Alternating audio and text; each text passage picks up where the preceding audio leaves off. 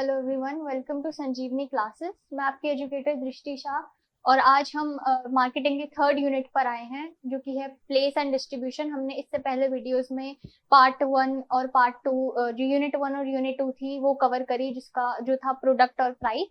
आज हम प्लेस और डिस्ट्रीब्यूशन खत्म करेंगे आज ये चैप्टर।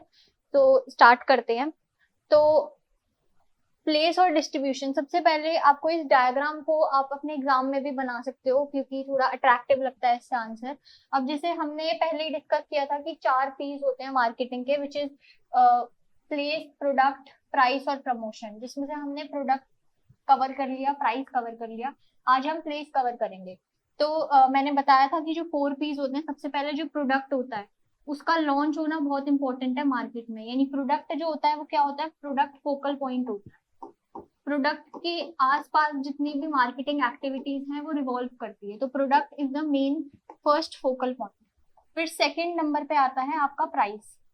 यानी कि जब आपने प्रोडक्ट लॉन्च कर दिया मार्केट में, उसके बाद आप प्रोडक्ट का प्राइस सेट करोगे। तो सेकंड नंबर पे आता है आपका प्राइस, कि आपने प्रोडक्ट लॉन्च हो गया है, अब आप उसका प्राइस सेट कर रहे हो। अब थर्ड होता है कि प्लेस, यानी कि अब आपका प्रोडक्ट का प्राइस भी सेट है कि आप इस प्राइस पे अपने प्रोडक्ट को बेचोगे। अब वो कंज्यूमर तक कैसे पहुंचाना है। ठीक है, प्लेस और डिस्ट्रीब्यूशन चैनल्स का मतलब यही होता है कि कंज्यूमर तक प्रोडक्ट जो है वो सही टाइम पर सही तरीके से पहुंचे। ठीक है, ताकि कंज्यूमर की सेटिस्फैक्शन फुलफिल हो। तो थर्ड में हम यही पढ़ेंगे, जो प्लेस है इसमें हम यही कवर करेंगे कि मैन्युफैक्चरर से, यानी जो प्रोडक्ट बना रहा है मैन्युफैक्चरर, उससे कंज्यूमर तक प्रोडक्ट कैसे पहुंच रहा है। ठीक है, सेफली पहुंच रहा है या नहीं पहुंच रहा। इसके भी अलग अलग 3 चैनल्स होते हैं जो हम आगे वीडियो में कवर करेंगे। ठीक है, तो लास्ट तक इस वीडियो को देखना, बहुत इंपॉर्टेंट चैप्टर आता है। ठीक है, इससे 3 और 4 मार्कर्स क्वेश्चन और स्पेसिफिकली 1 मार्कर जो एमसीक्यू होते हैं वो बहुत ज्यादा बनते हैं इससे। ठीक है, फिर आपका लास्ट आता है प्रमोशन, जो कि होता है कि प्रोडक्ट को आप प्रमोट कैसे करते हो, एडवर्टीजमेंट कैसे करते हो, किस तरीके से आप अपने प्रोडक्ट की जो नॉलेज है वो लोगों तक पहुंचाते हो। ठीक है, ये हम नेक्स्ट चैप्टर में डिस्कस करेंगे, बट आज हम प्लेस डिस्कस करेंगे। ठीक है, तो स्टार्ट करते हैं कि सबसे पहले तो प्लेस होता क्या है।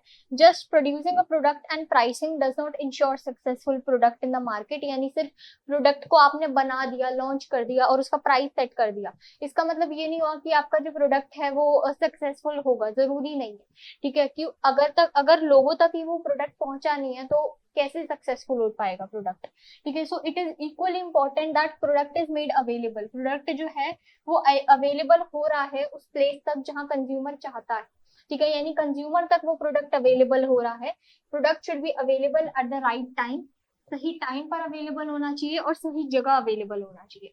ठीक है, तो ये आप शॉर्ट इंट्रोडक्शन दे दोगे। उसके बाद है मीनिंग ऑफ प्लेस, यानी मार्केटिंग जो है वो स्टार्ट होता है और खत्म होता है कंज्यूमर। मैंने फर्स्ट क्लास में बताया था, जो कंज्यूमर होता है वो एंड होता है, कंज्यूमर इज द एंड। यानी कंज्यूमर के लिए आप प्रोडक्ट बनाते हो। ठीक है, मार्केटिंग स्टार्ट ही होती है कंज्यूमर से और खत्म भी कंज्यूमर पर होती है। ठीक है, आपने कंज्यूमर के लिए प्रोडक्ट बनाया और आप कंज्यूमर को आपने वो प्रोडक्ट दे दिया, यानी मार्केटिंग की जो आपकी एक्टिविटीज है वो खत्म हो गई। तो कंज्यूमर जो है वो आपका एंड होता है। A customer buys the product only if it is available at the right place and at right time। यानी कंज्यूमर जो है वो तभी प्रोडक्ट खरीदेगा जब वो प्रोडक्ट सही जगह और सही प्लेस पर अवेलेबल होता है। Place equals to process of moving goods from producer to final consumer. जैसे मैंने पहले बताया, प्रोड्यूसर से फाइनल कंज्यूमर तक जो प्रोसेस है प्रोडक्ट को पहुंचाने का।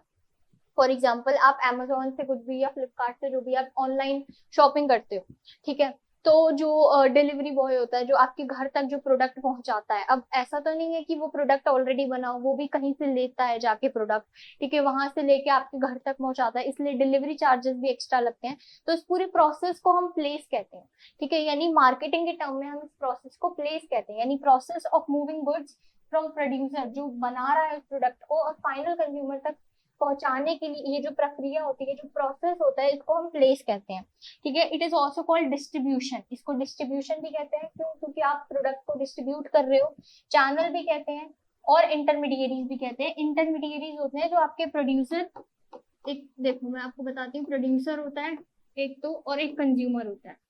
अब इसके बीच में ना बहुत सारे इंटरमीडिएरीज होते हैं इसके बीच में। ठीक है, इसके बीच में आपका होलसेलर होता है। इसके बीच में आपका रिटेलर होता है, ठीक है, जो आपको प्रोडक्ट को पहुंचाता है, ठीक है, यानी प्रोड्यूसर पहले होलसेलर को देता है प्रोडक्ट, फिर रिटेलर को देता है, फिर रिटेलर कंज्यूमर को देता है। तो ये बीच में ना इंटरमीडिएरीज इन्वॉल्व हो जाती हैं, ठीक है। अब ये भी इस जो भी प्रोडक्ट से जो भी प्रॉफिट मिलता है, ये भी प्रॉफिट डिस्ट्रीब्यूट हो जाता है, यानी इनको भी कमीशन मिलती है। जो बीच के बिचौलिए होते हैं ना, उनको इंटरमीडिएरीज कहते हैं, आसान भाषा में अगर बोलो तो, ठीक है। तो product is also called distribution channel of distribution भी कहते हैं, इंटरमीडिएरीज भी कहते हैं।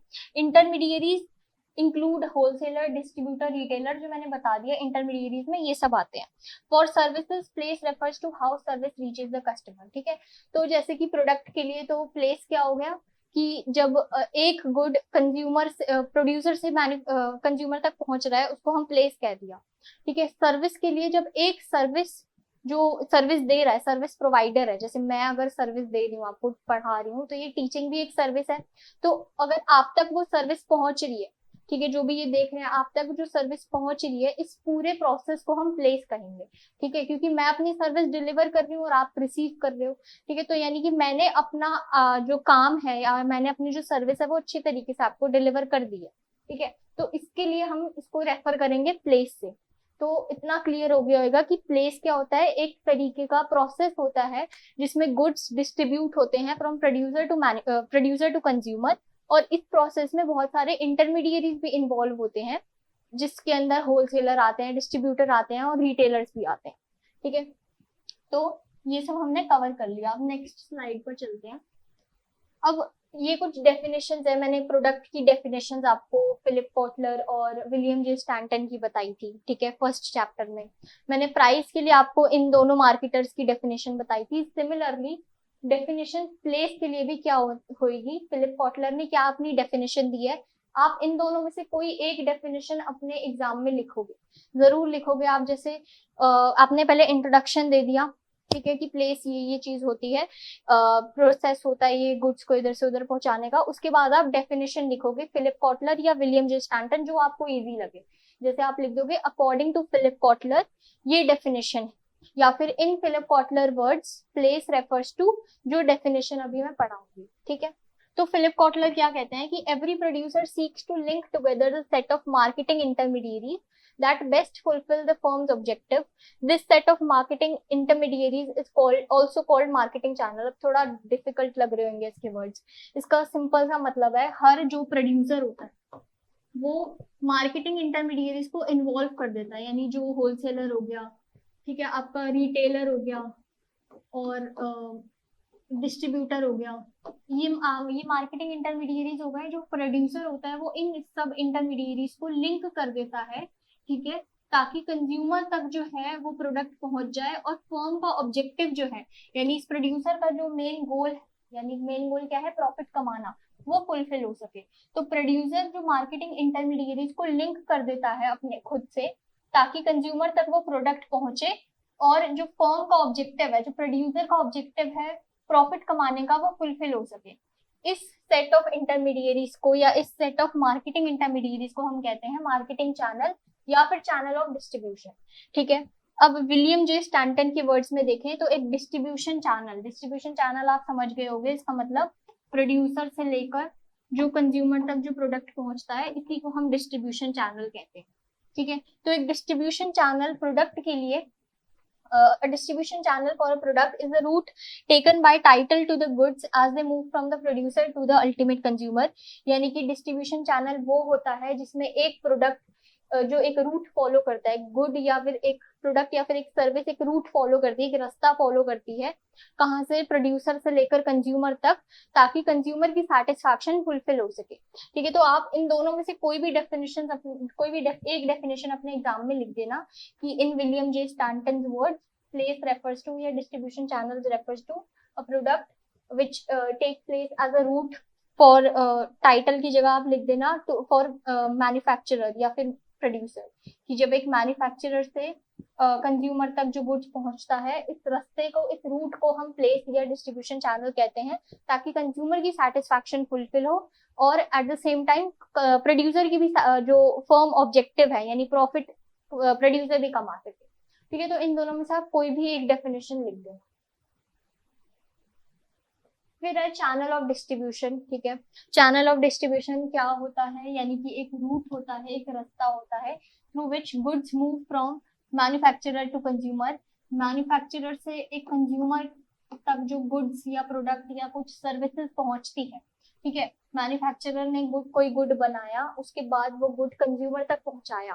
ठीक है, भले ही उसने फेस टू फेस डायरेक्टली पहुंचाया या फिर इंटरमीडिएरीज को इन्वॉल्व करके पहुंचाया, दैट डजेंट मैटर। ये जो रूट होता है, इस पूरे रूट को ही क्या कहते हैं हम, चैनल ऑफ डिस्ट्रीब्यूशन कहते हैं। ठीक है, तो ये इंपॉर्टेंट है कि चैनल ऑफ डिस्ट्रीब्यूशन एक रास्ता होता है, एक रूट होता है, एक पाथ होता है through which goods move from manufacturer to consumer.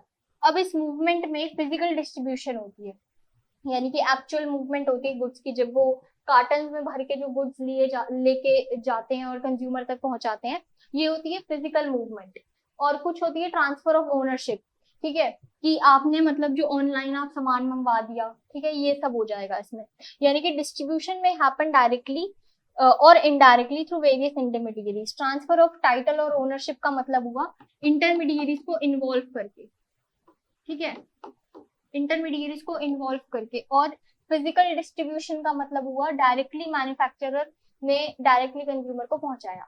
देखो, डायरेक्ट जो चैनल होता है, अभी हम आगे भी पढ़ेंगे, डायरेक्ट चैनल होता है कि मैं मैन्युफैक्चरर हूँ और आप कंज्यूमर हो, मैं आप अपनी सर्विस दे रही हूँ और आप वो सर्विस आपने रिसीव कर ली, यानी मैंने डायरेक्टली आपको और मेरा कॉन्टैक्ट हुआ, और ये हो गया डायरेक्ट चैनल। ठीक है, मैंने डायरेक्टली कोई प्रोडक्ट बनाया और आपको बेच दिया।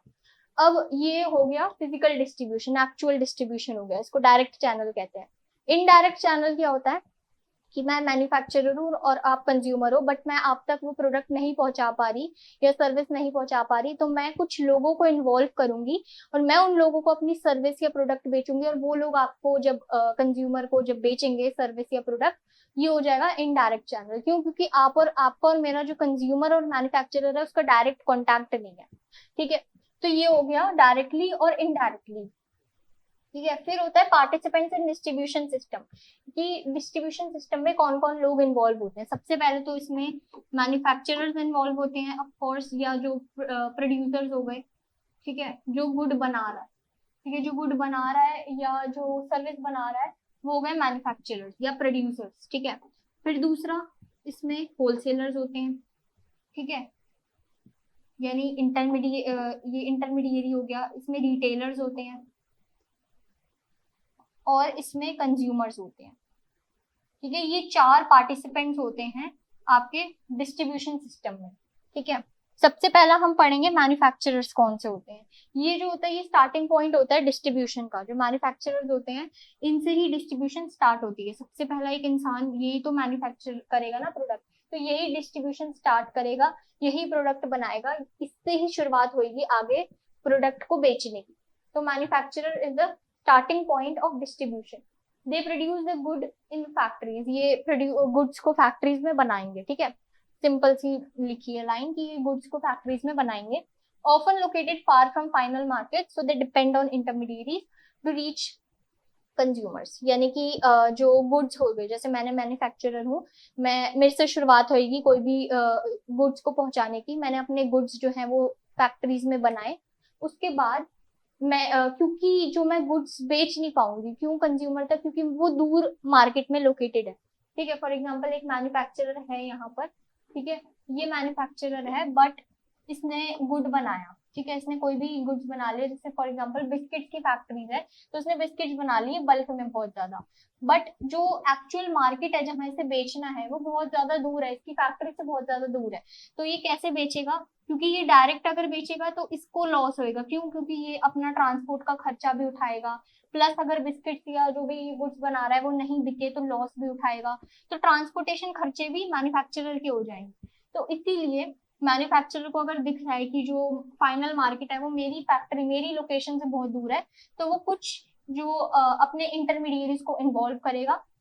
ठीक है, और बोलेगा कि मैं तुम्हें गुड्स बेच रहा हूँ और तुम जो है ये आगे बेचो और कंज्यूमर तक बेचो। ठीक है, अब इनको भी क्या मिलेगी? कमीशन मिलेगी इनको भी। ठीक है, तो इस तरीके से डिस्ट्रीब्यूशन सिस्टम में पहला पार्टिसिपेंट कौन होता है? मैन्युफैक्चरर होता है, जो कि स्टार्टिंग पॉइंट होता है। ठीक है, ये समझ आ गया होगा। फिर होते हैं इंटरमीडिएरीज, जो मैंने बताए कौन कौन से हो गए, होलसेलर हो गए इंटरमीडिएरीज, रिटेलर्स हो गए, ठीक है, ये इंटरमीडिएरीज में आता है। जिस इंटरमीडिएरीज को हम मिडल मैन भी कहते हैं, ठीक है, यानी जो बीच के जो होते हैं ना दलाल, उसको, तो मिडल मैन भी हो गए।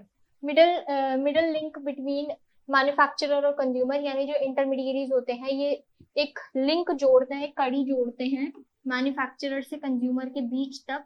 ये जो लिंक कैसे करते हैं, ये इंटरमीडिएरीज लिंक करते हैं, ठीक है।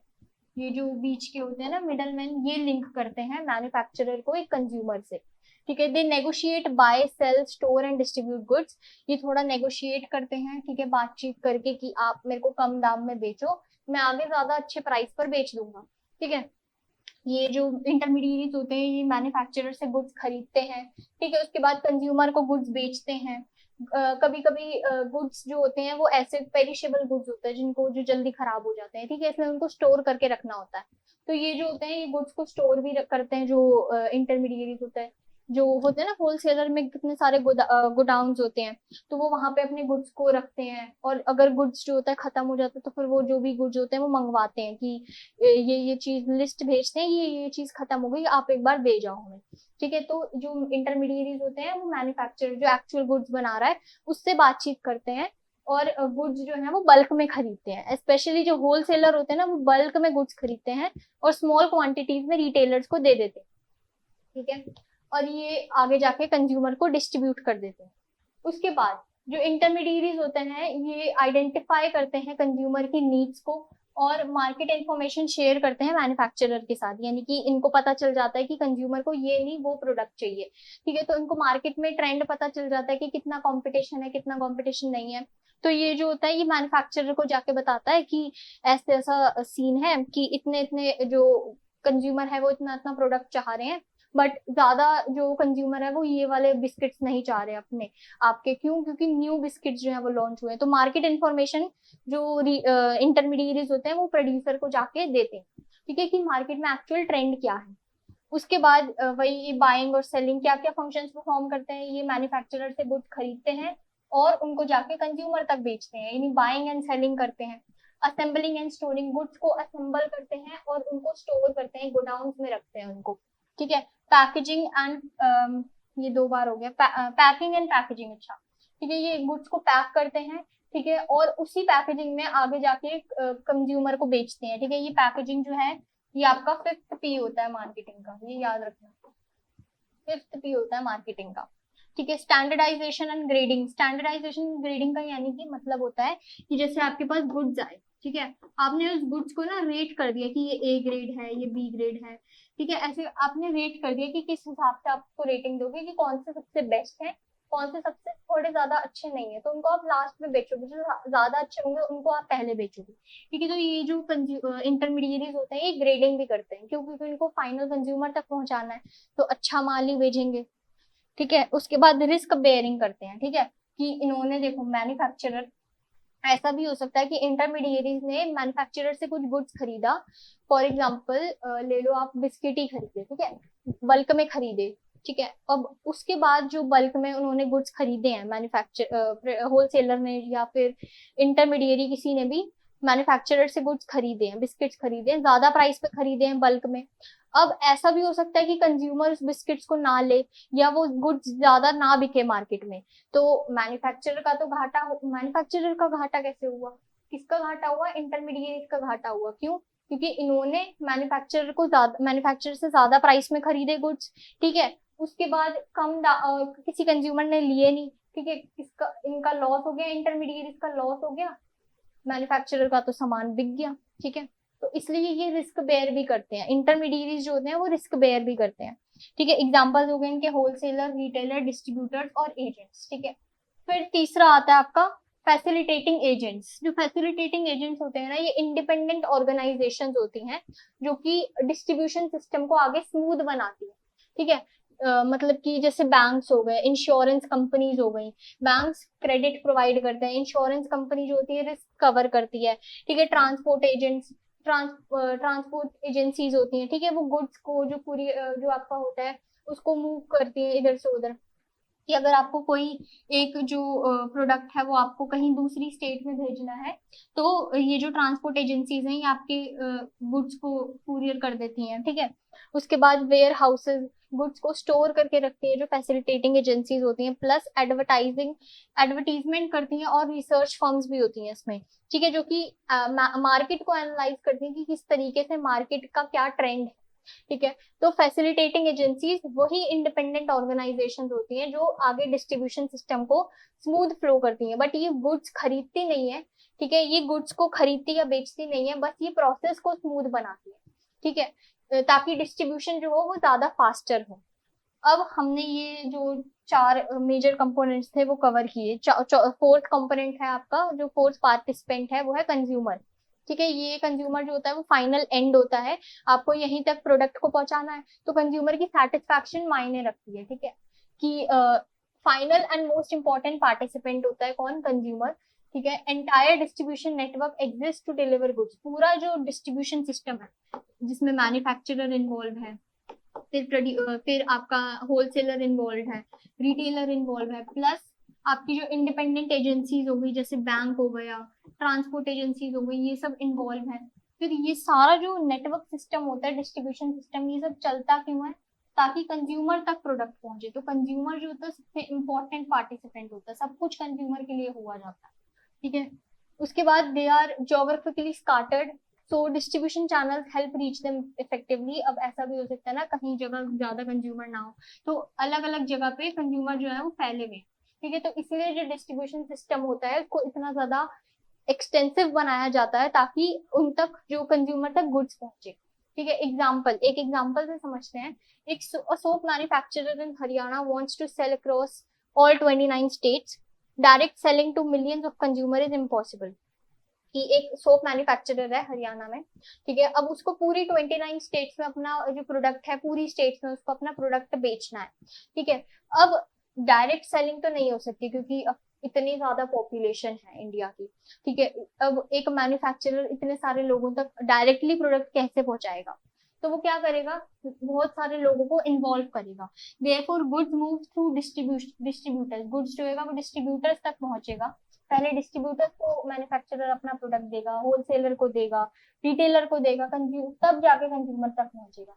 या फिर अगर डायरेक्टली एक्चुअल वो नहीं हो पाती, फिजिकल डिस्ट्रीब्यूशन नहीं हो पाती, तो ऑनलाइन गुड्स भी डिलीवर होते हैं, है ना, कि आपका कोई कोई प्रोडक्ट आप फ्लिपकार्ट या Amazon यहाँ से भी मंगवाते हो, तो वो भी डिस्ट्रीब्यूशन चैनल का पार्ट होता है, ठीक है। Right distribution ensures higher sale, अगर आपने अच्छी तरीके से अपने प्रोडक्ट को डिस्ट्रीब्यूट किया है तो ज्यादा सेल्स जनरेट होंगी, ज्यादा आपकी मार्केट की पहुंच बढ़ेगी, रीच बढ़ेगी, प्लस ज्यादा प्रॉफिट होएगा, मार्केट शेयर ज्यादा होगा आपका, ठीक है। तो ये था हमारा थोड़ा पार्टिसिपेंट्स इन डिस्ट्रीब्यूशन सिस्टम। थोड़ा सा इसको समझ लेते हैं एक और बार, आगे समझने से पहले। तो हमने अभी तक क्या पढ़ा है कि प्लेस क्या होता है, ठीक है।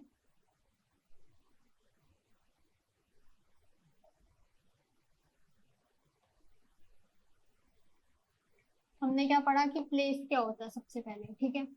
प्लेस को हम चैनल ऑफ डिस्ट्रीब्यूशन भी कहते हैं,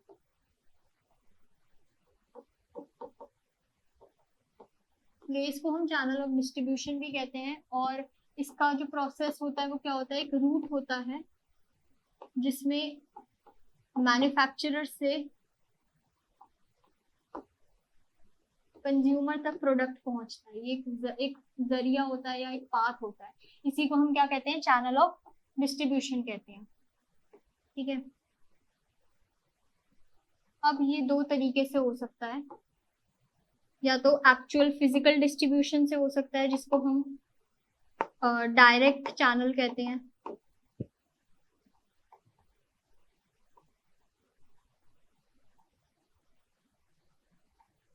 या फिर ये थोड़ा इनडायरेक्टली हो सकता है, ठीक है, यानी मैन्युफैक्चरर और जब कंज्यूमर डायरेक्टली कांटेक्ट में ना आए और कुछ इंटरमीडिएरीज को इन्वॉल्व करें, वैसे भी इस तरीके से भी हो सकता है, यानी डायरेक्ट इनडायरेक्ट चैनल भी हो सकता है, ठीक है। फिर हमने देखा इसके पार्टिसिपेंट्स कौन से हैं। आपको इस तरीके से थोड़ा ना एग्जाम में भी अपना आंसर लिखना है, ताकि अच्छा आपका आंसर रिप्रेजेंट हो एग्जाम में। ठीक है, हमने देखे 4 पार्टिसिपेंट देखे। सबसे पहला हमने क्या देखा, मैन्युफैक्चरर देखा। आप इसके नोट्स भी आप ले सकते हो अगर आपको लेने हैं तो। मैन्युफैक्चरर है, मैन्युफैक्चरर जो होता है ये स्टार्टिंग पॉइंट होता है मार्केटिंग एक्टिविटी का, ये स्टार्टिंग पॉइंट होता है। ठीक है, ये गुड्स जो है अपनी फैक्ट्रीज में बनाता है, make goods in their factories.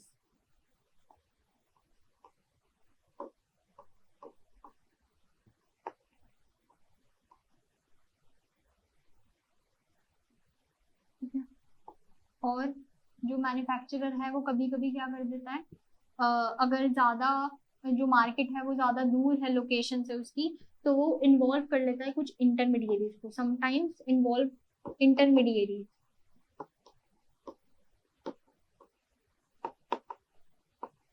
इंटरमीडिएरीज मैंने थोड़ा उसमें शॉर्ट फॉर्म में लिख दिया। ठीक है, फिर कौन से आते हैं आपके, फिर दूसरा आता है आपका पार्टिसिपेंट इंटरमीडिएरीज ही आते हैं।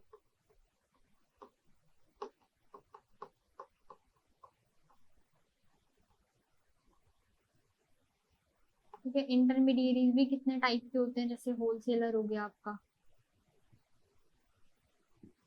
ठीक है, रिटेलर हो गया, और डिस्ट्रीब्यूटर्स हो गया। ठीक है, ये सब आ गया आपका। ठीक है, जो इंटरमीडिएरीज होते हैं वो क्या क्या फंक्शन परफॉर्म करते हैं, वो खरीदते हैं मैन्युफैक्चरर से product, buy and sell the products. ठीक है, बाय प्रोडक्ट्स फ्रॉम मैन्युफैक्चरर और sell the products to consumer. दूसरा, जो इंटरमीडिएरीज होते हैं वो कभी कभी डायरेक्ट चैनल से भी होते हैं या इनडायरेक्ट चैनल से भी होते हैं, ये नेगोशिएट करते हैं। ठीक है, नेगोशिएट करते हैं मैन्युफैक्चरर से। ठीक है, रिस्क बेयर करते हैं। रिस्क बेयर क्यों करते हैं, मैंने बताया कि अगर मैन्युफैक्चरर ने ज्यादा प्राइस पे जो होलसेलर है उसको ज्यादा प्राइस पे बेच दिया कुछ प्रोडक्ट। ठीक है, अब किस पे है सारा चीज, होलसेलर पे है कि वो कंज्यूमर को बेच पा रहा है या नहीं बेच पा रहा। अब उस क्यों क्यों क्योंकि उसने ज्यादा दाम पे ले लिया, फॉर एग्जाम्पल उसने 2,000 में कुछ प्रोडक्ट ले लिया। ठीक है, अब उसके ऊपर है कि उसको ज्यादा बेचना है। अब वो 2,000 से उसने नीचे बिक रहा है वो प्रोडक्ट। ठीक है, यानी फॉर एग्जाम्पल अगर मैन्युफैक्चरर ने 2,000 में कुछ प्रोडक्ट बेचा इंटरमीडिएरीज को, ठीक है, से होलसेलर को उसने 2,000 में प्रोडक्ट बेचा। अब होलसेलर जो है अगर वो वही प्रोडक्ट जो है अगर वो सिर्फ 500 रुपए में बेच पा रहा है, यानी किसका घाटा हुआ, होलसेलर का घाटा हो गया। क्यों, क्योंकि उसने तो महंगे दाम पे प्रोडक्ट खरीदा है, तो ये रिस्क बेयर भी करता है। ठीक है, इस तरीके से। फिर इसमें क्या आता है, नेगोशिएट करता है, रिस्क बेयर करता है, रिस्क बेयरिंग करता है। ठीक है, और मार्केट इंफॉर्मेशन पहुंचाता है किसको, मैन्युफैक्चरर को मार्केट इंफॉर्मेशन पहुंचाता है।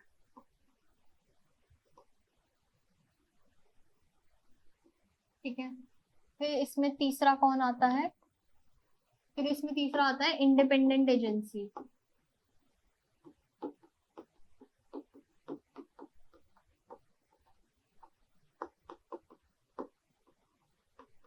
ठीक है, इंडिपेंडेंट एजेंसीज जो होती हैं दे डू नॉट बाय और सेल प्रोडक्ट, ये मैन्युफैक्चरर से कोई प्रोडक्ट खरीदती या बेचती नहीं है।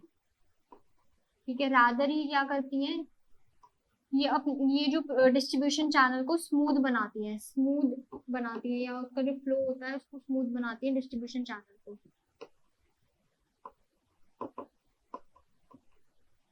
ठीक है, और तीसरा हो गया इसमें कि जो इंडिपेंडेंट एजेंसीज होती हैं इसके एग्जाम्पल कैसे हो गए, जैसे बैंक हो गया, क्रेडिट प्रोवाइड करता है, इंश्योरेंस एजेंसीज हो गई।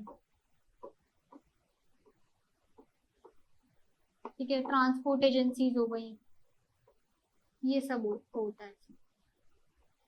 ये बात याद रखना, इंडिपेंडेंट एजेंसी जो होती है ये कोई प्रोडक्ट मैन्युफैक्चरर से खरीदती या बेचती नहीं है, बस ये डिस्ट्रीब्यूशन चैनल के फ्लो को स्मूथ बनाती है। ठीक है, ये सपोर्ट, ये इंडिपेंडेंट ऑर्गेनाइजेशंस होती है जो सपोर्ट करती हैं या असिस्ट करती हैं the flow of distribution channel. और लास्ट हमारा फाइनल कौन आता है, कंज्यूमर। जो भगवान होता है, जिसके लिए ये सारी चीजें हो रही होती हैं, ठीक है। कंज्यूमर जो फाइनल होता है हमारा एंड, ठीक है, इसकी सेटिस्फैक्शन मैटर करती है, कंज्यूमर की सेटिस्फैक्शन मैटर करती है, ठीक है, क्योंकि जो कंज्यूमर होते हैं वो स्कैटर्ड होते हैं अलग अलग जगह पे, इसलिए इनके लिए ज्यादा डिस्ट्रीब्यूशन चैनल को एक्सटेंसिव बनाया जाता है, डिस्ट्रीब्यूशन चैनल को, ठीक है। तो इस तरीके से हमने ये चार देखे,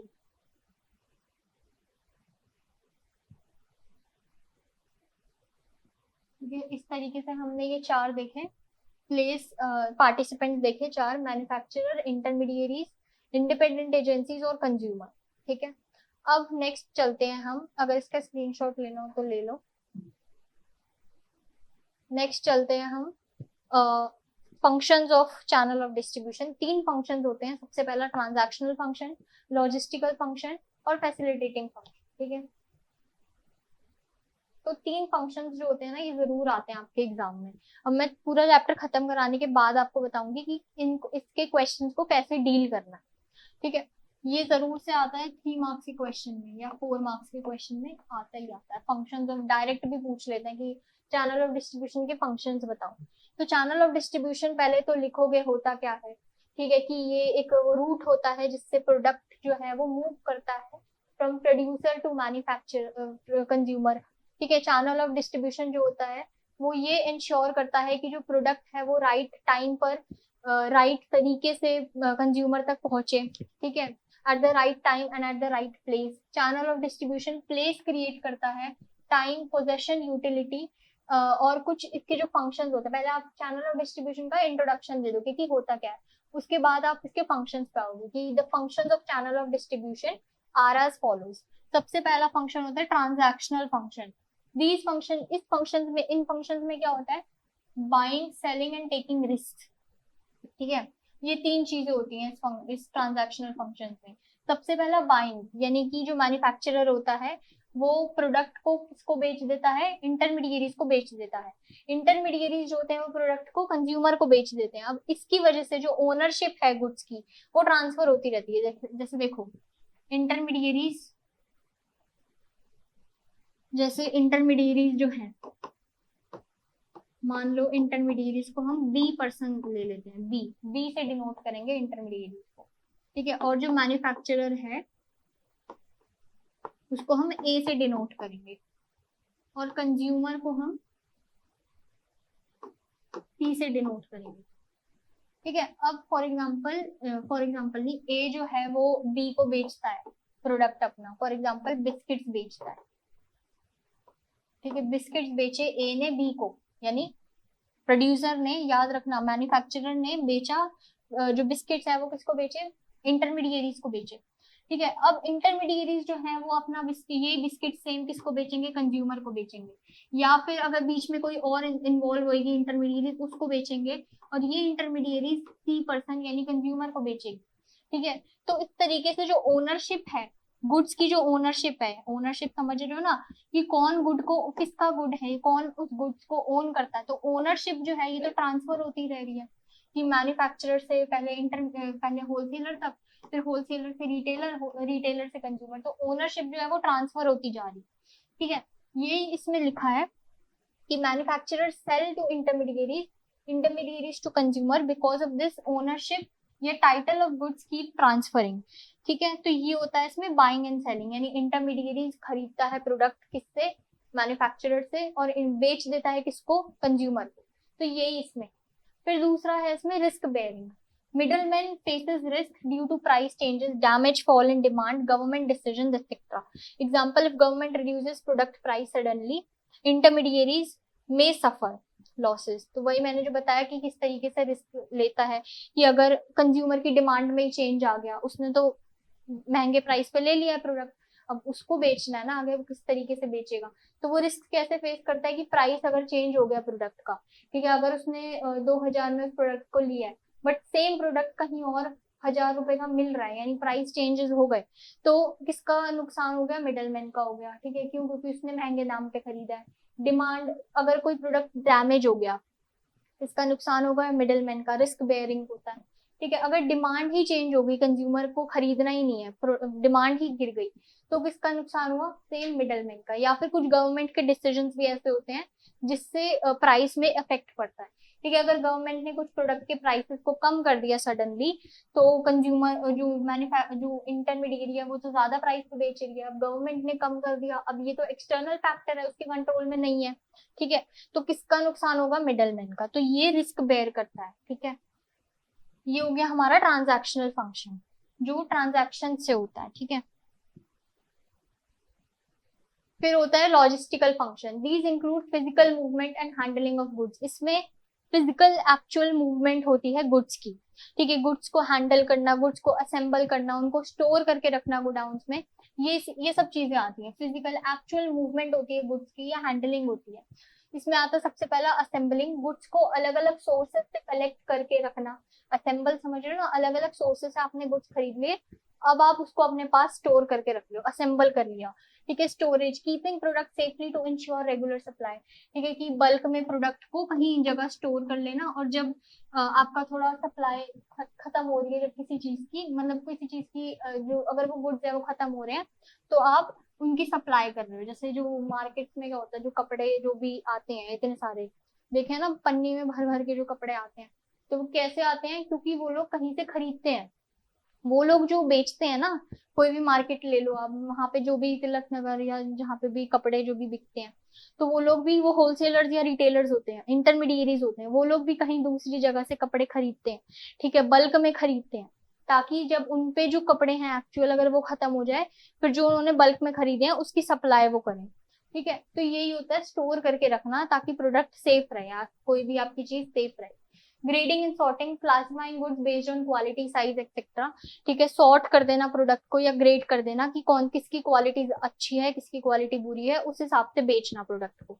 ठीक है, या स्टोर करके रखना। Transportation, moving goods to places where customers are located. ठीक है, गुड्स को ऐसी जगह पे बेचना जहाँ पे कस्टमर्स लोकेटेड है। क्यों? क्योंकि कस्टमर्स अलग अलग जगह फैले हुए हैं। ठीक है, कस्टमर स्कैटर्ड है, तो आप उन गुड्स को उस जगह तक पहुंचा रहे हो जहाँ पे कस्टमर रहता है। ठीक है, लोकेटेड है जहाँ पे कस्टमर। ठीक है, these function ensure goods reach the right place. जो गुड्स हैं वो सही जगह पर पहुंच रहे हैं, सही टाइम पर पहुंच रहे हैं, और जो आपका प्रोडक्ट है वो सेल जनरेट कर रहा है, मार्केट शेयर जनरेट कर रहा है। ठीक है, नेक्स्ट आता है आपका फैसिलिटेटिंग फंक्शन। फैसिलिटेटिंग फंक्शंस क्या होते हैं? ये दोनों ये होते हैं, ये ना मिक्स होता है लॉजिस्टिकल फंक्शन और ट्रांजैक्शनल फंक्शन का। यानी जो फैसिलिटेटिंग फंक्शन होते हैं ये फैसिलिटेट करते हैं या सपोर्ट करते हैं उन दोनों प्रीवियस फंक्शंस को, ट्रांजैक्शनल फंक्शन को भी और फिजिकल डिस्ट्रीब्यूशन को भी सपोर्ट करते हैं। इसमें वही आ गया, जैसे financing, credit facilities to retailers, customers जो क्रेडिट फैसिलिटीज देते हैं, जो बैंक्स हो गए, कुछ क्रेडिट अगर उनको चाहिए तो रिटेलर्स को भी मिल सकता है, कंज्यूमर को भी मिल सकता है। ठीक है, market information, sharing customer feedback and market trends with manufacturer. जो इंटरमीडिएरीज होते हैं वो मार्केट ट्रेंड क्या क्या चल रहे हैं प्रोड्यूसर तक पहुंचाते हैं।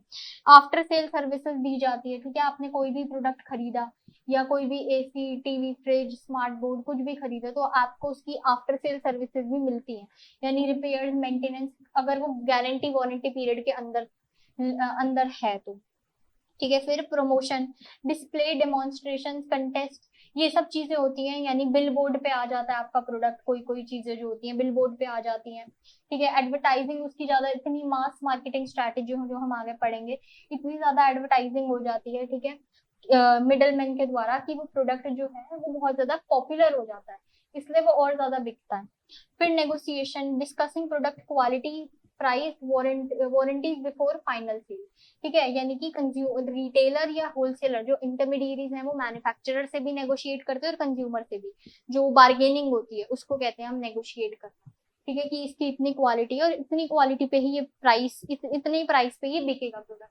ठीक है, बिफोर फाइनल सेल। तो ये होते हैं आपके 3 फंक्शंस। ठीक है, तो एक बार इसको समझ लिया आपने।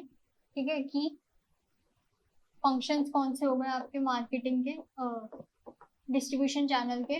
सबसे पहला आता है इसमें ट्रांजैक्शनल फंक्शन।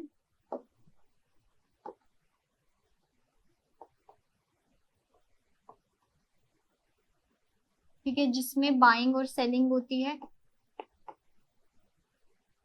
बाइंग और सेलिंग होती है और रिस्क बेयरिंग होती है। ठीक है, किसके द्वारा? मिडलमैन के द्वारा रिस्क बेयरिंग होती है, मिडलमैन रिस्क उठाता है। फिर आता है इसमें आपका लॉजिस्टिकल फंक्शन।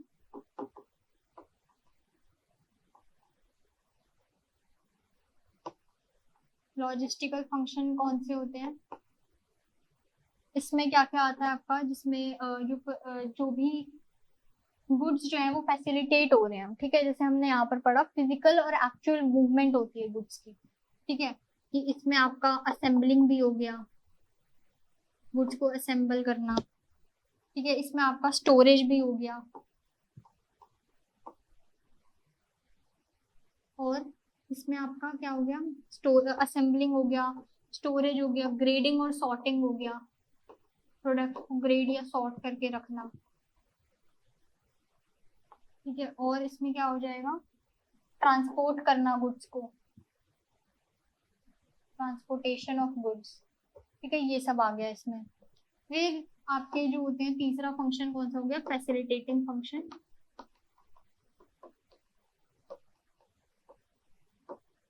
ये सपोर्ट करते हैं दोनों को, ये लॉजिस्टिकल फंक्शन को भी सपोर्ट करते हैं और ट्रांजैक्शनल को भी सपोर्ट करते हैं। जैसे कि इसका एग्जांपल क्या हो गया, फाइनेंसिंग, नेगोशिएशन। ठीक है, यानी कि ये मूवमेंट को और ज्यादा स्मूथ कर रहे हैं। ठीक है, तो ये तीन होते हैं आपके functions, transactional function, logistical function और फैसिलिटेटिंग फंक्शन। इस तरीके से आपको एग्जाम में भी ऐसे ही फ्लो चार्ट बनाना है। ठीक है, नेक्स्ट अब हम स्टार्ट करते हैं टाइप्स ऑफ डिस्ट्रीब्यूशन चैनल। ठीक है, अभी तक हमने क्या क्या पढ़ा, हमने चैनल ऑफ डिस्ट्रीब्यूशन पढ़ा, क्या होता है उसकी दो डिफाइंस पढ़ी, फिलिप कॉटलर जो दी है, फिलिप कॉटलर ने जो दी है, और विलियम जे स्टैंटन ने जो दी है। उसके बाद हमने क्या पढ़ा कि पार्टिसिपेंट्स क्या होते हैं डिस्ट्रीब्यूशन चैनल में, मैन्युफैक्चरर हो गया, इंटरमीडियरीज हो गए, फैसिलिटेटिंग एजेंसीज हो गई, कंज्यूमर्स हो गए। फिर उसके बाद हमने फंक्शंस पढ़े डिस्ट्रीब्यूशन चैनल के, क्या क्या होते हैं, लॉजिस्टिकल फंक्शन हो गया, ट्रांजैक्शनल फंक्शन हो गया और फैसिलिटेटिंग फंक्शन हो गया। अब हम पढ़ रहे हैं टाइप्स ऑफ डिस्ट्रीब्यूशन चैनल। दो तरीके के होते हैं। ठीक है, पहले मैं समझा देती हूँ, उसके बाद हम यहाँ पे पढ़ेंगे। देखो, जो डिस्ट्रीब्यूशन चैनल होते हैं ना, वो दो तरीके के होते हैं।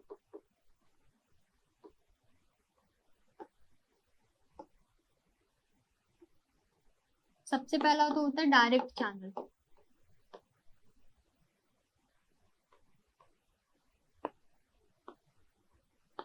और दूसरा होता है आपका इनडायरेक्ट चैनल।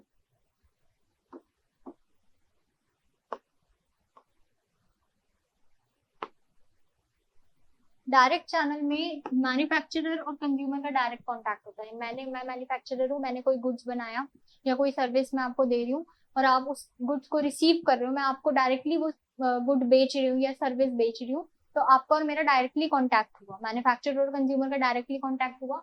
ये आता है डायरेक्ट चैनल। इसके कुछ एग्जाम्पल भी हम डिस्कस करेंगे कि ऐसे कौन से प्रोडक्ट होते हैं जो मैन्युफैक्चरर बनाता है और सीधा कंज्यूमर को बेचता है। ठीक है, इसमें डायरेक्टली मैन्युफैक्चरर और कंज्यूमर का कांटेक्ट हुआ। ठीक है, इनडायरेक्ट चैनल जो होता है, इसका इतना ही था। ठीक है, डायरेक्ट यानी मैन्युफैक्चरर का डायरेक्ट कांटेक्ट हुआ कंज्यूमर से। इनडायरेक्ट में तीन तरीके के होते हैं,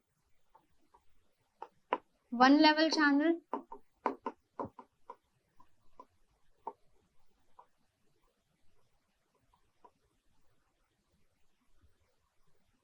टू लेवल चैनल, ये आपको एग्जाम में ऐसे टू नहीं लिखना, पूरा लिखना है, इसमें वर्ड्स में लिखना है। फिर थ्री लेवल चैनल,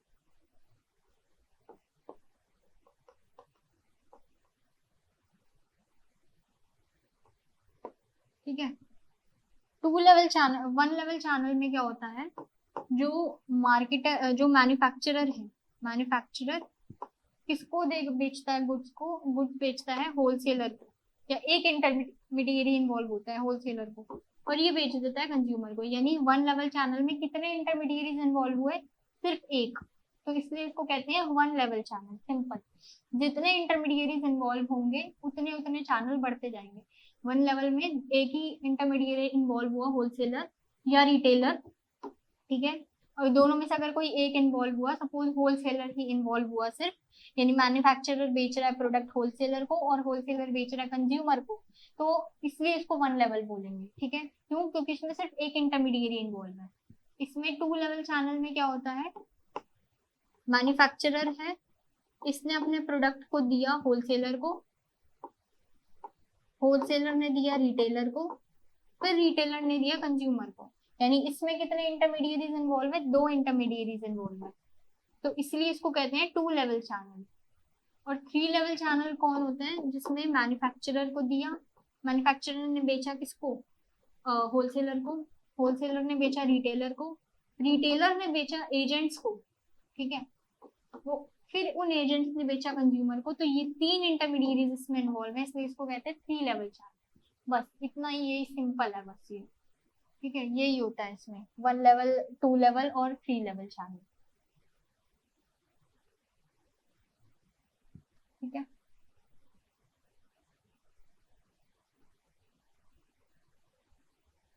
ठीक है, इतना ही होता है इसमें। अब हम थोड़ा समझ आ गया ना, अब हम इसे रीड करते हैं, अब समझ आ जाएगा अच्छे से। तो डिस्ट्रीब्यूशन चैनल रेफर्स टू, वही बताया है, डिस्ट्रीब्यूशन चैनल का पहले इंट्रोडक्शन दे दिया।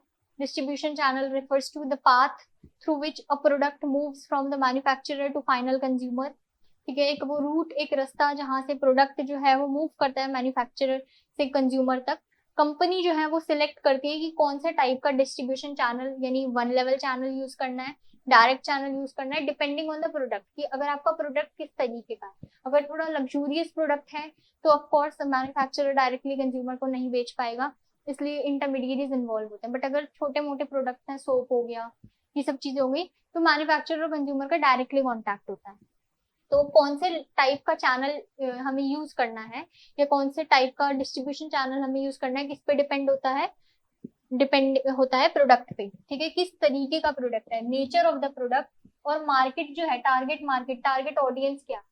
ठीक है, इसलिए मेन टाइप्स देखो, स्टार्ट करते हैं इससे। मेन टाइप्स जो है, सबसे पहले डायरेक्ट डिस्ट्रीब्यूशन चैनल, और दूसरा होता है इनडायरेक्ट डिस्ट्रीब्यूशन चैनल। सबसे पहले डायरेक्ट डिस्ट्रीब्यूशन चैनल, इसको जीरो लेवल चैनल भी कहते हैं। क्यों? क्योंकि इसमें एक भी इंटरमीडिएरी इन्वॉल्व नहीं होता, मैन्युफैक्चरर से सीधा कंज्यूमर, नो इंटरमीडिएरीज इन्वॉल्व, तो इसलिए इसको जीरो लेवल चैनल भी कहते हैं। ठीक है, इसमें क्या लिखा है? The manufacturer sells directly to consumer, manufacturer directly बेचता है प्रोडक्ट को कंज्यूमर तक, कोई भी इंटरमीडिएरी इन्वॉल्व नहीं होता, no intermediaries are involve. The company has complete control over pricing, जो कंपनी है उसका कंप्लीट कंट्रोल होता है प्राइसिंग के ऊपर, प्रोडक्ट डिस्प्ले के ऊपर। यानी कि क्यों? क्योंकि कंपनी जो है, मैन्युफैक्चरर जो है, वो डायरेक्टली कंज्यूमर को बेच रहा है, तो अब इसकी मर्जी है कि कितने प्रोडक्ट कितने प्राइस में बेचे, कंट्रोल करना है प्राइस को, किस तरीके से प्रोडक्ट को दिखाना है, कस्टमर एक्सपीरियंस, ये सब किसके कंट्रोल में होता है? मैन्युफैक्चरर के कंट्रोल में होता है। ठीक है, ये हो गया आपका डायरेक्ट चैनल। ठीक है, देखो इस तरीके से आपको डायग्राम बनाना है। ये जीरो लेवल चैनल है, मैन्युफैक्चरर से सीधा कहाँ गया? कंज्यूमर तक। फिर forms of direct level channel. ठीक है, अब देखो ये पहला तो इसमें आता है डोर टू डोर सेलिंग, कि मैन्युफैक्चरर हूं मैं और आप कंज्यूमर हो, अगर मेरे ज्यादा प्रोडक्ट, मैंने न्यू प्रोडक्ट कोई लॉन्च किया है, ठीक है, तो मैं डोर टू डोर हर घर जाके बेच दूंगी अपने प्रोडक्ट को। ठीक है, इसमें होता है, फिर होता है कंपनी ओन्ड रिटेल स्टोर, यानी कुछ कंपनीज ऐसी होती है जिनके खुद के रिटेल स्टोर होते हैं। ठीक है, यानी कोई एक कंपनी है, उसने अपना खुद का रिटेल स्टोर बना दिया, जिसमें वही जो मैन्युफैक्चरर है वो बैठ रहा है। ठीक है, और यानी डायरेक्टली मैन्युफैक्चरर से प्रोड्यूस कंज्यूमर तक पहुंच रही है प्रोडक्ट। ठीक है, तो कुछ ऐसी कंपनीज भी होती है जो अपने खुद के रिटेल स्टोर्स खोल लेती हैं। फिर तीसरा, online selling and home delivery के जरिए भी, जैसे आप बाहर के उसमें भी देखोगे ना, इंडिया में भी होते हैं कुछ ऐसे प्रोडक्ट होते हैं, जैसे वो इयररिंग्स मैच करके देते हैं, नेकलेसेस मैच करके देते हैं, कि आपका जो भी, जिस तरीके के भी आपको कस्टमाइज प्रोडक्ट जो देते हैं, है ना, तो वो पैक करके अच्छे से देते हैं। और वो कैसे देते हैं? होम डिलीवरी या ऑनलाइन डिलीवरी देते हैं, कि आप अपना प्रोडक्ट इस साइट पे बता दो कि ये आपको प्रोडक्ट चाहिए, आप पेमेंट कर दो। ठीक है, उसके बाद जो प्रोडक्ट जो भी बना रहा है, जो ये सब पैक वैक कर रहा है, वो आपको पैक करके डायरेक्टली आपके घर लोकेशन तक ड्रॉप कर देगा, होम डिलीवरी से या ऑनलाइन सेलिंग से। ठीक है, इसके एग्जांपल्स हो गए, जैसे अमूल सेलिंग, अमूल जो है वो डायरेक्टली अमूल पार्लर से जो भी अपने प्रोडक्ट को बेचता है। पतंजलि प्रोडक्ट्स जो है, ठीक है, डायरेक्टली पतंजलि स्टोर से मिलते हैं। एप्पल सेलिंग विया एप्पल स्टोर, एप्पल के जितने भी आईफोन हो गए, ये सब हो गए, ये डायरेक्टली एप्पल के उस पर भी मिलते हैं, ऑफिशियल वेबसाइट पे भी मिल जाते हैं आपको। लेंस कार्ट जो है वो डायरेक्टली अपने ऑनलाइन प्लेटफॉर्म्स पर बेचता है, जो एक्चुअल लेंस कार्ट के जो होते हैं ना चश्मे, ठीक है, वो डायरेक्टली ऑनलाइन प्लेटफॉर्म पर बेचता है। क्यों? क्योंकि उनकी ऑफिशियल ऑथेंटिक वेबसाइट है वहाँ पे, ठीक है, कंपनी ओन्ड आउटलेट्स हैं। तो इसके कुछ आप एग्जाम्पल्स अपनी मर्जी से भी लिख सकते हो, ठीक है, बट सर्च कर लेना कि एक्चुअली में वो डायरेक्ट चैनल है या नहीं है। तो कुछ इसके एग्जाम्पल्स हो गए, ठीक है। फिर नेक्स्ट आता है इनडायरेक्ट लेवल। इनडायरेक्ट चैनल कौन सा हो गया? द मैन्युफैक्चरर यूजेस वन और मोर इंटरमीडिएरीज, यानी मैन्युफैक्चरर जो है वो एक या एक से ज्यादा इंटरमीडिएरीज इन्वॉल्व करता है इनडायरेक्टली। क्यों? ताकि कंज्यूमर तक पहुंचे, क्योंकि कंज्यूमर जो है अलग अलग जगह स्कैटर्ड है, इसलिए। और ये थोड़ा ज्यादा वाइडर मार्केट रीच प्रोवाइड करता है, ताकि डिस्ट्रीब्यूशन कॉस्ट जो है वो भी कम हो। इसमें फर्स्ट आता है वन लेवल चैनल, जिसमें एक इंटरमीडिएरी इन्वॉल्व होता है। रिटेलर ले लो, ठीक है, इसके एग्जाम्पल हो गए जैसे सैमसंग स्मार्टफोन्स जो है, ठीक है, वो मोबाइल रिटेल स्टोर से मिलता है आपको कहीं भी। सैमसंग के फोन किसी भी मोबाइल की दुकान पे चले जाओ, उनका ऐसा नहीं है कोई सैमसंग का ऑफिशियल स्टोर है ऐसा। तो सैमसंग जो है वो अपने स्मार्टफोन किस तरीके से बेचता है? मोबाइल रिटेल स्टोर से। नाइकी के जो फुटवियर है वो आपको कहीं भी ऑथराइज्ड ब्रांड से भी मिल जाएंगे, या आपको डायरेक्टली रिटेल स्टोर पर भी कहीं से भी मिल जाएंगे, ठीक है। नाइकी के शूज जो होते हैं ऑफिशियल, तो देख ही लेंगे, ठीक है। तो यानी कि रिटेल स्टोर जो होते हैं वो, कभी कभी रिटेल स्टोर जो होते हैं वो अपना एक इंटरमीडिएरी इन्वॉल्व करते हैं, ठीक है, और वो कहाँ से खरीदते हैं? मैन्युफैक्चरर से खरीदते हैं और कंज्यूमर तक बेचते हैं, ठीक है। फिर इसमें वही वन लेवल चैनल आ गया, मैन्युफैक्चरर से रिटेलर तक, रिटेलर से कंज्यूमर तक। फिर टू लेवल चैनल, ये सबसे ज्यादा कॉमनली यूज्ड चैनल होता है। ये होता है कंज्यूमर गुड्स के लिए, ठीक है, ये कंज्यूमर गुड्स के लिए होता है। कंज्यूमर गुड्स मैंने आपको फर्स्ट चैप्टर में पढ़ाए थे, कौन से होते हैं कंज्यूमर गुड्स, जो हम कंज्यूमर की सेटिस्फैक्शन के लिए बनाए जाते हैं, जो कहीं भी वाइडली अवेलेबल गुड्स होते हैं, जैसे सोप हो गया, कोलगेट हो गया, ये सारे हो गए आपके कंज्यूमर गुड्स, ठीक है। तो एग्जांपल्स हो गया जैसे प्रोडक्ट, जैसे सर्फ एक्सेल, पार्ले जी, ये लाइफ बॉय, जो जितने भी सोप वगैरह हो गए, बिस्किट्स हो गए, ठीक है, ये सब आपको होलसेलर की दुकान, होलसेल की दुकान से मिल जाते हैं, ठीक है, लोकल शॉप पे मिल जाते हैं। तो ये सब हाउस होल्ड आइटम, इनमें दो लेवल चैनल यूज होता है। यानी मैन्युफैक्चरर कोई और होता है, वो अपने प्रोडक्ट को होलसेल पर बेचता है, होलसेलर को, होलसेलर या तो रिटेलर को बेच देता है, और तब जाके कंज्यूमर पे आता है, ठीक है। तो इसमें दो लेवल इंटरमीडिएरीज इन्वॉल्व होते हैं, ठीक है। इसमें यही डायग्राम आएगा आपका, मैन्युफैक्चरर, होलसेलर, रिटेलर और कंज्यूमर, ठीक है। फिर थ्री लेवल चैनल, ये तब यूज होता है जब मार्केट, आप तीन इंटरमीडिएरीज को यूज कर रहे हो, यानी अपना प्रॉफिट बांट रहे हो आप तीन लोगों के साथ। तो वो क्यों बांट रहे हो? क्यों? क्योंकि बहुत ज्यादा लार्ज मार्केट है उस प्रोडक्ट के लिए, ठीक है। और इसलिए एजेंट्स जो होते हैं मैन्युफैक्चरर्स की रिप्रेजेंट करते हैं in different region. Example, export company appoint agents in different states और कंट्रीज। एक्सपोर्ट कंपनी जो होती हैं आपने सुनी होगी, तो वो अलग अलग एजेंट्स को मतलब हायर करती हैं कि आपको इस स्टेट में जाके ये करना है, ठीक है। तो इसमें कितने इन्वॉल्व होते हैं? इसमें एजेंट भी इन्वॉल्व हो गया, तो ये भी इन्वॉल्व हो गया, तो तीन लेवल चैनल हो गए, ठीक है। मैन्युफैक्चरर फर्म या फिर फर्म जो हो गई, ठीक है, होलसेलर, रिटेलर और लास्ट में एजेंट, फिर आता है आपका कंज्यूमर, ठीक है। एग्रीकल्चरल प्रोडक्ट्स जो हैं वो एजेंट्स के थ्रू बेचे जाते हैं, ठीक है।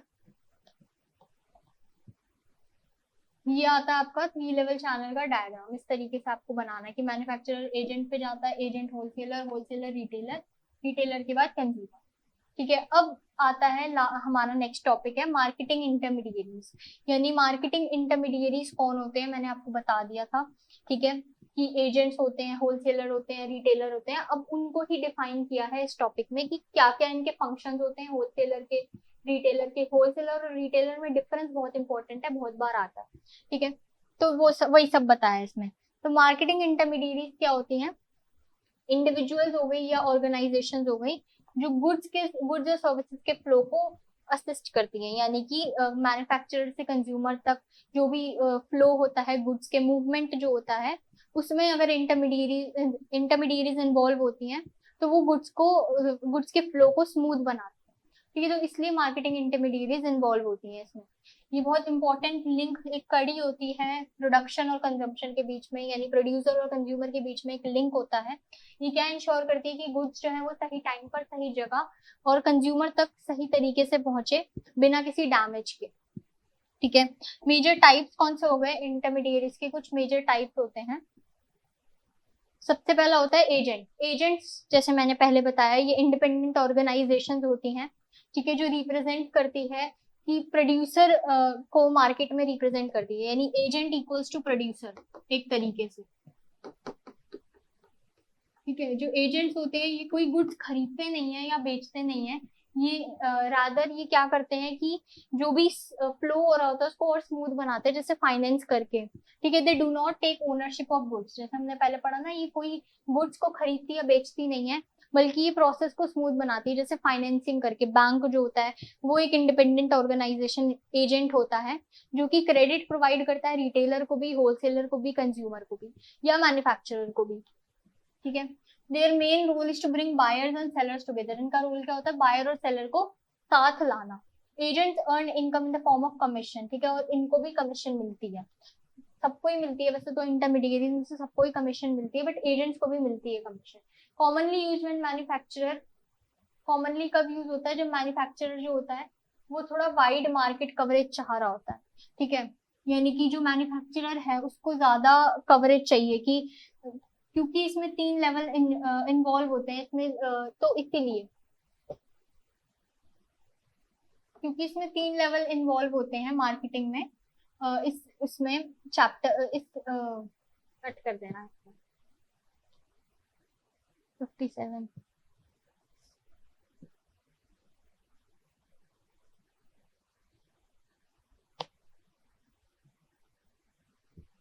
तो क्योंकि इसमें ज्यादा इन्वॉल्व होते हैं, 3 एजेंट्स इन्वॉल्व होते हैं, मैन्युफैक्चरर हो गया, एजेंट हो गया, होलसेलर हो गया, रिटेलर हो गया।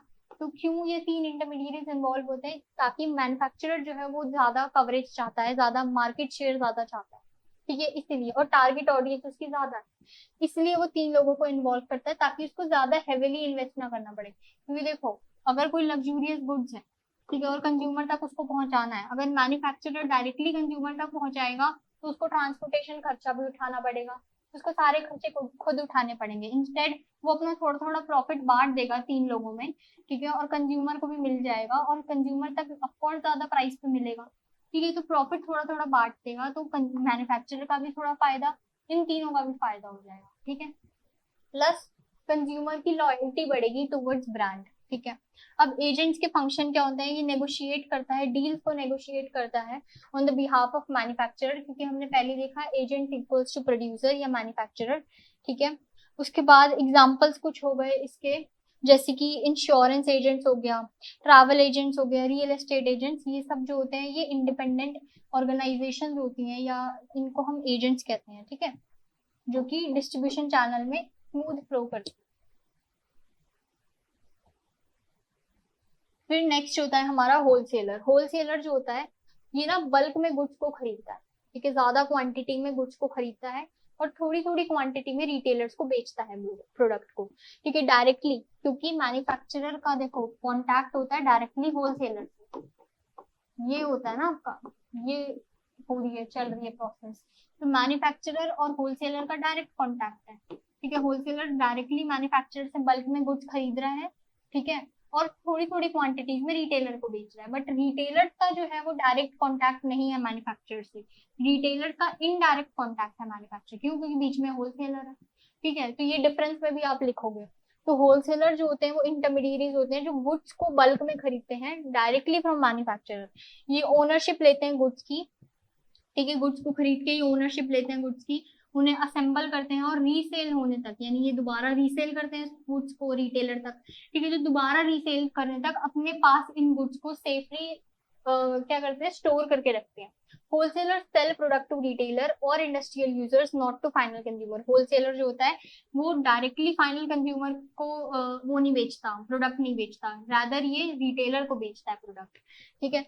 फंक्शन ऑफ होलसेलर्स क्या हो गए? गुड्स खरीदना from manufacturer in large quantity, store करना उन गुड्स को, वेयर हाउस करना, ठीक है, रिस्क बेयर करना, ठीक है, देखो हर इंटरमीडिएरी रिस्क बेयर करता है, तो ये पॉइंट आप हर उसमें लिखोगे, प्लस इसको एलैबोरेट करोगे। रिस्क बेयर करता है, ठीक है, प्राइस फ्लक्चुएशन होती हैं थोड़ी बहुत, ठीक है, इसी वजह से इसको रिस्क बेयर करना पड़ता है, या गवर्नमेंट प्राइस कम कर देती है तो इस वजह से भी इसको रिस्क बेयर करना पड़ता है। और फाइनेंस करता है रिटेलर्स को, कभी कभी रिटेलर्स को भी कुछ पैसे उधार पर दे देता है by selling goods on credit, ठीक है। इसके एग्जांपल हो गए एफएमसीजी। एफएमसीजी होते हैं फास्ट मूविंग कंज्यूमर गुड्स। तो ये जो FMCG wholesaler supply fast moving consumer goods में जैसे सोप आ गया, बिस्किट्स हो गए, पैकेज प्रोडक्ट हो गए, तो होलसेलर ज्यादा क्वांटिटी में खरीद के रिटेलर्स को बेचता है, ठीक है। उसके ये समझ आ गया होलसेलर क्या क्या फंक्शन परफॉर्म करता है। फिर है डिस्ट्रीब्यूटर्स। डिस्ट्रीब्यूटर्स वो होते हैं जो गुड्स को डिस्ट्रीब्यूट करते हैं, ठीक है। ये भी होलसेलर से सिमिलर होते हैं, बट ये सिर्फ एक ही but only deal with only one manufacturer, यानी सिर्फ एक ही मैन्युफैक्चरर से डील करते हैं। दे मेंटेन एक्सक्लूसिव और semi exclusive relationships with producers, ठीक है। Distributor take ownership of goods and sell them with the defined areas. देखो मैन्युफैक्चरर होता है होलसेलर, रिटेलर और कंज्यूमर, ठीक है। कभी कभी ऐसा हो सकता है कि होलसेलर ना हो, तो इसकी जगह क्या होता है? डिस्ट्रीब्यूटर होगा। कभी कभी ऐसा हो जाता है कि होलसेलर ना हो तो डिस्ट्रीब्यूटर होता है। तो डिस्ट्रीब्यूटर जो होता है ये डायरेक्ट इसका कांटेक्ट होता है मैन्युफैक्चरर से, ठीक है। तो ये क्या करता है? सिर्फ ये एक ही मैन्युफैक्चरर से कांटेक्ट रखता है और ओनरशिप लेता है, ठीक है, और उस डिफाइंड एरिया में प्रोडक्ट को बेचता है। They also perform promotional and after sale services activities भी, यानी प्रमोशनल एक्टिविटीज भी करते हैं ये, और आफ्टर सेल सर्विसेज भी करते हैं। डिस्ट्रीब्यूटर के फंक्शन क्या होते हैं? स्टॉक करता है प्रोडक्ट को, सप्लाई करता है गुड्स टू रिटेलर्स, प्रमोट करता है मैन्युफैक्चरर्स प्रोडक्ट, ठीक है। कुछ टेक्निकल या आफ्टर सेल सर्विसेज होती है उसको भी डील करता है। एग्जांपल्स इसके कैसे हो गए? मोबाइल फोन्स, ठीक है, और बेवरेज डिस्ट्रीब्यूटर्स भी होते हैं कोका कोला या पेप्सी तरीके से, ठीक है। तो आप इसको अपनी लैंग्वेज में भी लिख सकते हो, ठीक है, उतना कोई ज्यादा हैवी लैंग्वेज भी नहीं यूज हुई है। फिर नेक्स्ट होता है रिटेलर्स। रिटेलर्स जो होते हैं वो लास्ट लिंक होते हैं, रिटेलर्स और कंज्यूमर का जो होता है वो लिंक होता है डायरेक्ट, ठीक है। ये गुड्स खरीदते हैं होलसेलर से और बेच देते हैं किसको?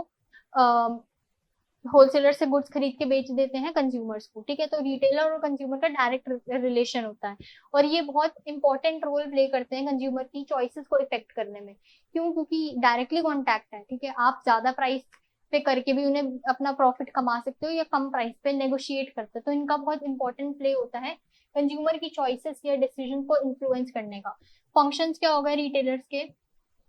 कि वाइड वैरायटी ऑफ प्रोडक्ट देता है, प्रोड्यूस करता है, ठीक है। पर्सनलाइज्ड सर्विस देता है कंज्यूमर्स को, इंफॉर्मेशन देता है प्रोडक्ट्स को टू द बायर्स, और सप्लाई करता है goods according to local demand, ठीक है। यानी कि ये जो कंज्यूमर हो गए उनको पर्सनलाइज सर्विस देता है। क्यों? क्योंकि डायरेक्टली लिंक में है, ठीक है। तो कंज्यूमर और जो भी रिटेलर को कोई भी अगर समस्या या कोई प्रॉब्लम होगी तो ये दोनों सॉल्व कर सकते हैं, ठीक है। पर्सनल सर्विसेज भी मिल सकती हैं इनको।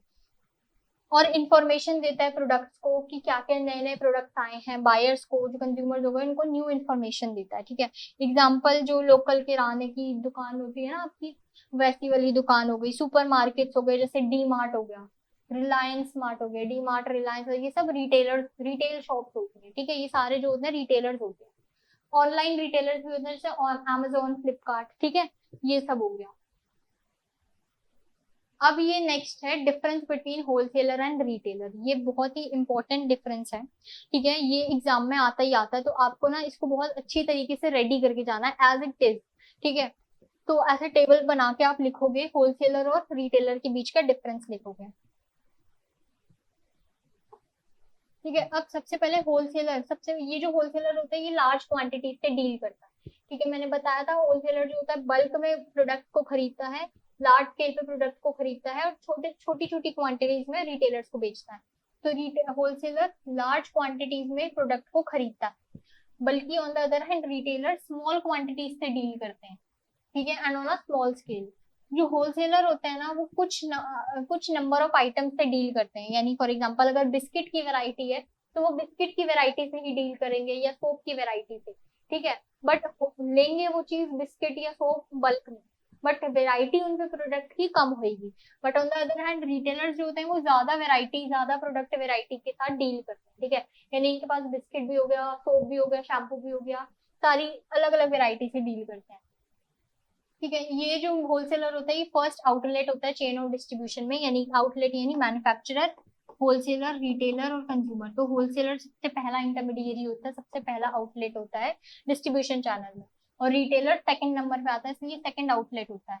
ठीक है, इजी है ये बहुत। ठीक है, होलसेलर जो होता है वो रिटेलर्स को बेचता है, ठीक है, या फिर इंडस्ट्रियल यूजर्स को बेचता है, बट जो रिटेलर्स होते हैं वो डायरेक्ट कंज्यूमर्स को बेचते हैं, इसमें ये डिफरेंस लिखा है। रिसीव्स गुड्स फ्रॉम मैन्युफैक्चरर, जो होलसेलर होते हैं वो मैन्युफैक्चरर से गुड्स खरीदते हैं, बल्कि on the other hand retailer जो होते हैं वो होलसेलर से गुड्स खरीदते हैं। लोकेशन जो होती है होलसेलर की वो उतनी मैटर नहीं करती, क्यों? क्योंकि उनको डायरेक्टली कंज्यूमर तक नहीं बेचना, बट रिटेलर की मैटर करती है लोकेशन। क्यों? ताकि कंज्यूमर जो है वो इजीली अफोर्ड कर पाए, वो लोकेशन इजीली पहुंच पाए, ज्यादा दूर ना हो कंज्यूमर के उससे, तो इसलिए लोकेशन मैटर करती है, ताकि रेजिडेंशियल एरियाज में जहाँ कंज्यूमर रहते हैं, जैसे तिलक नगर मार्केट है, ठीक है, वहां पता है ना इतने सारे लोग वहां रहते हैं, बहुत ज्यादा कंज्यूमर, इसलिए वहां इतनी ज्यादा मार्केट लगी रहती है हमेशा। ठीक है, तो लोकेशन जो होती है रिटेलर शॉप की वो रेजिडेंशियल एरियाज में ही होनी चाहिए। Window display is not important. Window display यानी कि जो आप प्रोडक्ट को प्रमोट अट्रैक्टिव दिखा के डिस्प्ले कर रहे हो, ठीक है, वो विंडो डिस्प्ले होलसेलर में मैटर नहीं करती, बट रिटेलर में करती है। क्यों? क्योंकि डायरेक्टली कंज्यूमर आके खरीदता है वो प्रोडक्ट को। ठीक है, होलसेलर जो होता है वो बहुत कम मार्जिन ऑफ प्रॉफिट पे देता है प्रोडक्ट को, ठीक है, बल्कि जो रिटेलर होता है वो ज्यादा हायर मार्जिन पे देता है। क्यों? क्योंकि उसके पास डिसीजन है, उसके पास ही पावर है कि वो कंज्यूमर को इन्फ्लुएंस कर सके। ठीक है, डू नॉट प्रोवाइड, ये ज्यादा आफ्टर सेल सर्विसेज प्रोवाइड नहीं करता, बट रिटेलर जो है उसको आफ्टर सेल सर्विसेज प्रोवाइड करनी पड़ती है। क्यों? क्योंकि जो रिटेलर और कंज्यूमर का डायरेक्टली लिंक्ड होता है। ठीक है, ये हमने इसमें पढ़ा। अब ये कुछ है फैक्टर्स जो कि चैनल ऑफ डिस्ट्रीब्यूशन को अफेक्ट करते हैं। तो तीन तरीके की फैक्टर्स हैं, तीन टाइप्स के फैक्टर्स हैं। सबसे पहले प्रोडक्ट रिलेटेड फैक्टर्स है, फिर कंज्यूमर रिलेटेड फैक्टर्स हैं, उसके बाद अदर फैक्टर्स हैं। तो इसमें से आप कुछ तीन या चार, मैंने चार ही लिखे हैं, तो आप चार ही आप इसको एग्जाम में लिख के एलाबोरेट कर सकते हो। तो सबसे पहला फैक्टर है प्रोडक्ट रिलेटेड फैक्टर, यानी प्राइस ऑफ द प्रोडक्ट सबसे पहला इसमें आता है। कि फॉर एग्जाम्पल अगर कोई लो प्राइस्ड गुड्स है, ठीक है, और आप उसका लॉन्ग चैनल यूज करोगे, यानी देखो अगर कोई प्रोडक्ट है जैसे सोप है, ठीक है, अगर सोप है, ठीक है, अब सोप को खरीदने वाले कितने सारे लोग होंगे, ठीक है, अलग अलग जगह कस्टमर स्कैटर्ड होंगे। तो आप इसको, और क्योंकि ये कंज्यूमर गुड्स है तो हमने क्या देखा था, कंज्यूमर गुड्स में दो चैनल यूज होते हैं, यानी थोड़ा long channel of distribution use होता है। तो ऐसे गुड्स जो कि लो प्राइस्ड गुड्स हैं उसमें थोड़ा लंबा चैनल ऑफ डिस्ट्रीब्यूशन यूज होगा, ठीक है, यानी होलसेलर, रिटेलर और फिर कंज्यूमर। तो सोप के लिए थोड़ा लॉन्ग चैनल ऑफ डिस्ट्रीब्यूशन होगा। क्यों? क्योंकि ये लो प्राइस्ड गुड्स है। बल्कि वाइसा वर्सा अगर कोई हाई प्राइस्ड गुड्स है, ठीक है, तो उसके लिए थोड़ा शॉर्ट या डायरेक्ट चैनल यूज होगा। जैसे मैंने बताया था लग्जूरियस आइटम है अगर, तो या कुछ हाई प्राइस गुड्स है, तो उसके लिए डायरेक्ट मैन्युफैक्चरर कंपनी आउटलेट्स ही अपने रिटेल स्टोर खोल देगी, या एप्पल के जो फोन होते हैं उनका भी खुद का अपना स्टोर होता है। तो डायरेक्टली ये किसमें होगा, मैन्युफैक्चरर और कंज्यूमर में होगा। ठीक है, तो लो प्राइस गुड्स के लिए long channel of distribution use होता है, और वाइसा वर्सा हाई प्राइस गुड्स के लिए short channel of distribution use होता है। जैसे कार्स कंपनी शोरूम होते हैं, ठीक है, एप्पल का एग्जांपल भी लिख सकते हो आप इसमें, और सोप के लिए रिटेल शॉप्स होती हैं। फिर दूसरा perishability of the product. Perishable goods उनके लिए ना कोई ज्यादा इंटरमीडिएट, बहुत कम इंटरमीडिएट चाहिए होते हैं। क्यों? क्योंकि फॉर एग्जाम्पल अगर मैन्युफैक्चरर ने होलसेलर को दिया, कोई सब्जियां दी, ठीक है, कोई ग्रोसरीज दी, क्योंकि वो जल्दी खराब हो जाती है। अब होलसेलर अपने पास स्टोर रखेगा, फिर उसके बाद रिटेलर देगा, रिटेलर स्टोर करेगा, कंज्यूमर तक पहुंचते पहुंचते वो सब्जियां खराब हो जाएंगी। इसलिए जो पेरिशेबल आइटम्स होते हैं ना, इनके कोई जीरो लेवल ऑफ चैनल होता है, ठीक है, कोई इंटरमीडिएट इन्वॉल्व नहीं होती। क्यों? और फास्ट डिलीवरी होती है इसमें, ताकि जो प्रोडक्ट जो है वो खराब ना हो जाए, ठीक है, स्पॉइल ना हो जाए वो प्रोडक्ट। ठीक है, जैसे मिल्क हो गया, ब्रेड हो गया, फ्रूट हो गए, डायरेक्टली रिटेलर्स जो होते हैं वो कंज्यूमर्स को बेच देते हैं। फिर होता है size and weight of the product, ये भी मैटर करता है। अगर बहुत हैवी प्रोडक्ट है, या आप कोई इंडस्ट्रियल प्रोडक्ट ले रहे हो, या कोई मशीन इक्विपमेंट ले रहे हो, बहुत हैवी और बल्कि प्रोडक्ट है, तो उसके लिए ना आप डायरेक्टली मैन्युफैक्चरर जो है वो कंज्यूमर को बेचेगा, ठीक है, अब मैन्युफैक्चरर इतना ज्यादा खर्चा नहीं उठाएगा कि वो इतना हैवी प्रोडक्ट जो है वो होलसेलर को बेचे, वही हैवी प्रोडक्ट रिटेलर, कितना ज्यादा इशू हो जाएगा। इसलिए मैन्युफैक्चरर जो है वो ऐसे प्रोडक्ट्स जो है वो डायरेक्टली कंज्यूमर को बेचता है। ठीक है, ट्रांसपोर्टेशन कॉस्ट जो होती है, मैंने बताया था अगर कुछ ऐसा सीन होता है तो मैन्युफैक्चरर के लिए मुश्किल पड़ जाता है, क्योंकि ट्रांसपोर्टेशन कॉस्ट सारी उसको उठानी पड़ती है।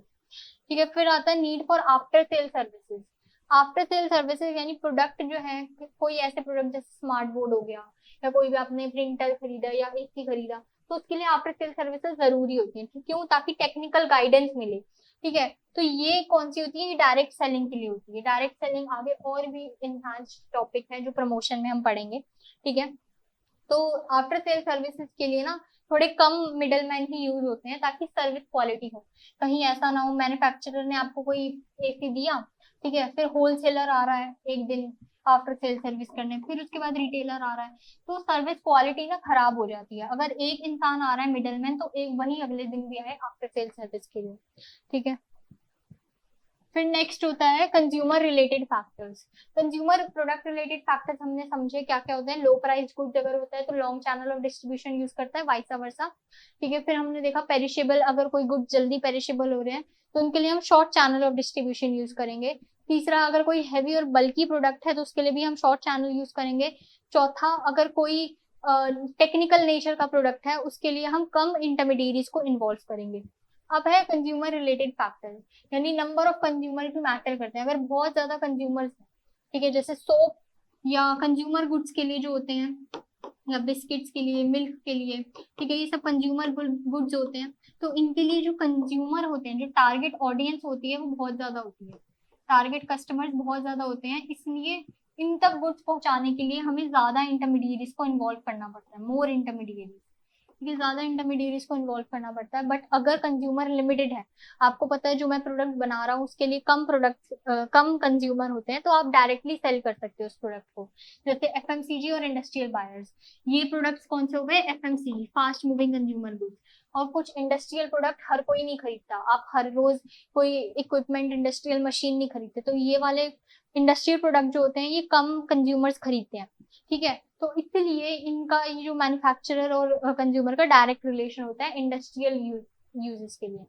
फिर ज्योग्राफिकल स्प्रेड ऑफ कंज्यूमर, मैंने जैसे पहले बताया था, जो कंज्यूमर्स होते हैं वो अलग अलग जगह स्कैटर्ड होते हैं। ठीक है, अगर कॉन्सेंट्रेटेड मार्केट, अगर आपको पता है कि इस जगह बहुत सारे कंज्यूमर्स हैं, तो आप उसमें कोई ज्यादा इंटरमीडिएरीज इन्वॉल्व नहीं करोगे।